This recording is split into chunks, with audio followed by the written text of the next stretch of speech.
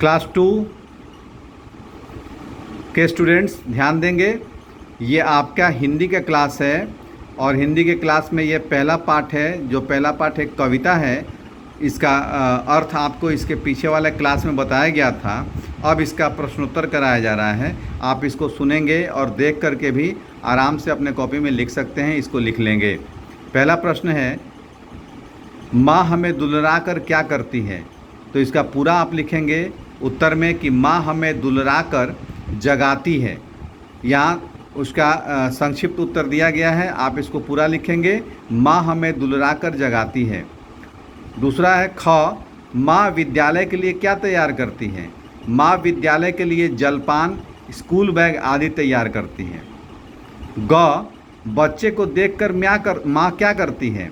उत्तर है कि बच्चे को देखकर माँ मुस्काती है। बच्चे को देखकर माँ मुस्काती है। घ, कविता में किसे फुलवारी कहा गया है। उत्तर, कविता में प्यारी माँ को फुलवारी कहा गया है। कविता में प्यारी माँ को फुलवारी कहा गया है। अब दूसरा प्रश्न देखते हैं। प्रश्न है कि माँ हमें कैसे जगाती है। उत्तर है माँ हमें दुलरा कर जगाती है। ख, विद्यालय के लिए हमें कौन तैयार करती है। उत्तर, विद्यालय के लिए हमें माँ तैयार करती है। ग, हमें मुस्काता देखकर माँ क्या करती है। उत्तर, हमें मुस्काता देखकर माँ न्योछावर हो जाती है। घ, माँ को किसके समान बताया गया है। उत्तर, माँ को गंगा के समान बताया गया है। प्रश्न 3, इसमें सही का दाग लगाना है, चिन्ह लगाना है।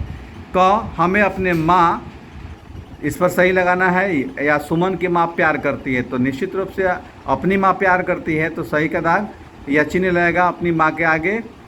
माँ ही मेरी फुलवाड़ी या नदी है, तो माँ फुलवाड़ी है, इसलिए यहाँ सही का चिन्ह लगेगा।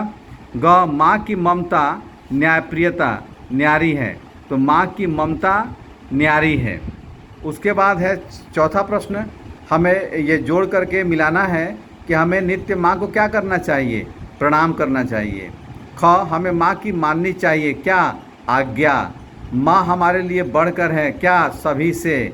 घ, माँ हमको लगती है क्या, प्यारी।